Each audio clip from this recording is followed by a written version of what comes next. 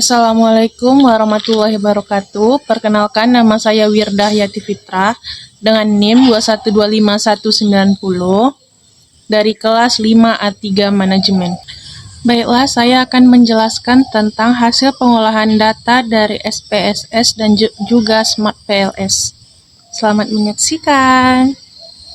Adapun pengolahan data menggunakan Smart PLS, regresi berganda, dan SPSS. Untuk mengelolanya informasi melalui berbagai metode pengumpulan data, melalui hasil dari wawancara atau observasi, melalui penyebaran kuesioner, dan lain-lainnya. Analisis regresi digunakan untuk mengetahui ada atau tidaknya pengaruh variabel independen terhadap variabel dependen. Regresi berganda bertujuan untuk mengetahui pengaruh dua variabel independen atau lebih terhadap variabel dependen, dan jumlah variabel independen yang digunakan dalam regresi berganda adalah teknik statistik yang secara bersamaan membangun hubungan matematis antara dua variabel atau lebih, variabel independen dan variabel dependen. Hasil pengolahan data menggunakan SPSS. Yang pertama itu ada jenis kelamin. Tabel tersebut dinyatakan valid. Dan juga penjelasannya, dari tabel dianggap valid dikarenakan sudah memenuhi kriteria dan menganalisis data. Dari tabel di atas menggambarkan bahwa semua jumlah mahasiswa sebanyak 354 orang, kemudian jumlah laki-laki sebanyak 130 orang atau 36,7%. Sedangkan mahasiswa perempuan sebanyak 220 orang atau 62,1%. Dapat diketahui bahwa jumlah responden mahasiswa terbanyak adalah jenis kelamin perempuan dengan presentasi sebanyak 220 atau 62,1%. Di dalam PPT juga terdapat tabel berdasarkan umur. Di tabel tersebut juga dinyatakan valid. Dengan penjelasan dari tabel di atas menggambarkan bahwa semua jumlah mahasiswa sebanyak 354 orang berada pada rentang usia antara 17 sampai 44 tahun. Dari tabel di atas dapat diketahui bahwa mahasiswa yang berumur 17 tahun sebanyak 4 orang dengan presentasi sebanyak 1,1%, kemudian mahasiswa yang berada pada usia 18 tahun sebanyak 13 orang dengan presentasi sebanyak 3,7%. Selanjutnya, mahasiswa yang berumur 19 tahun sebanyak 40 orang dengan presentasi sebanyak 13,3%. Kemudian mahasiswa yang berumur 20 tahun sebanyak 86 orang dengan presentasi, dan mahasiswa yang berumur 21 tahun sebanyak 66 orang dengan presentasi sebanyak 18,2%. Kemudian mahasiswa yang berumur 22 tahun sebanyak 77 orang dengan presentasi 21,8%. Kemudian mahasiswa yang berumur 23 tahun sebanyak 29 orang dengan presentasi 8,2%. Kemudian mahasiswa yang berumur 24 tahun sebanyak 7 orang dengan presentasi 2,0%. Kemudian mahasiswa yang berumur 25 tahun sebanyak 9 orang dengan presentasi 2,8%. Berdasarkan usia di atas, maka dapat diketahui bahwa jumlah mahasiswa terbanyak dengan usia 20 tahun sebanyak 86 orang dengan presentasi sebanyak usia 20 tahun sebanyak 86 orang dengan presentasi 32,0%. Hal tersebut dikarenakan usia 20-21 adalah masa produktif mahasiswa dalam menjalankan perkuliahan. Selanjutnya itu nomor 3, fakultas pilihan.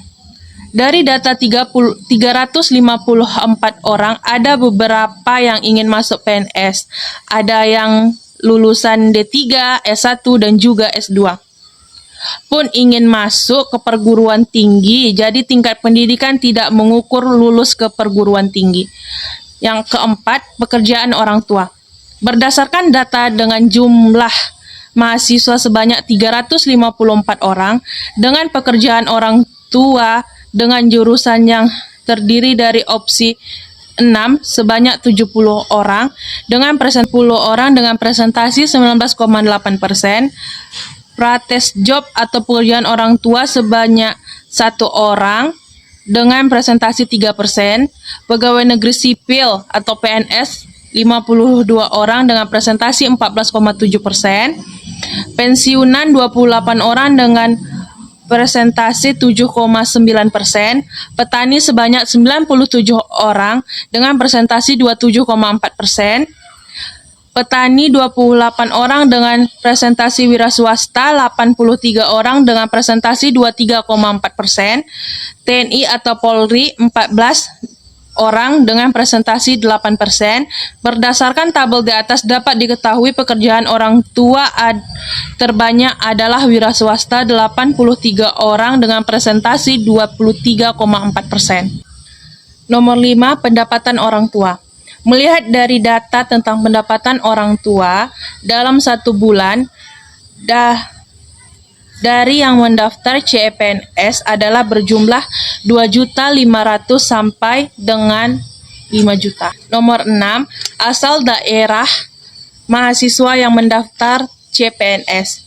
Melihat data asal daerah calon yang mendaftar CPNS tersebut berasal dari daerah Lokan Hulu berjumlah 46 orang. Dan frekuensi yang paling banyak pendaftaran di daerah Pekanbaru yang memiliki nilai frekuensi kedua tertinggi yaitu 45 dengan jumlah 12,7%. Nomor 7, jalur masuk kampus.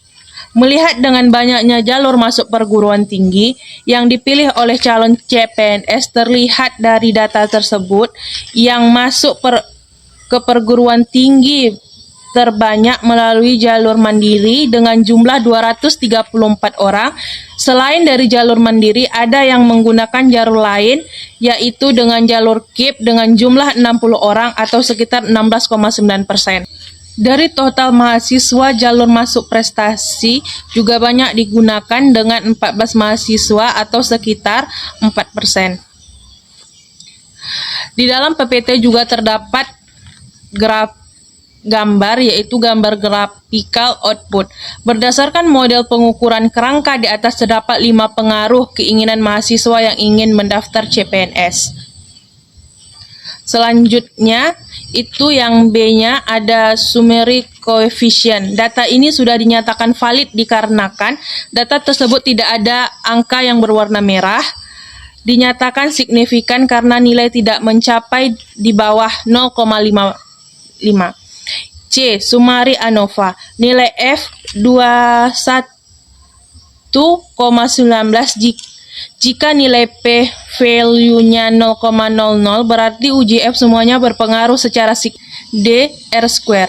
Dapat dilihat dari jumlah R square adjusted nilainya 0,444. Maka 0,444 kali 100, maka hasilnya 0,44%. Maka variabel X-nya ada 5, dapat berpengaruh terhadap variabel Y sebesar 0,444. Baiklah, cukup sekian presentasi dari saya. Mohon maaf jika ada kesalahan kata dalam saya menyampaikan presentasi saya. Saya akhiri. Wabillahi taufik wal hidayah. Assalamualaikum warahmatullahi wabarakatuh.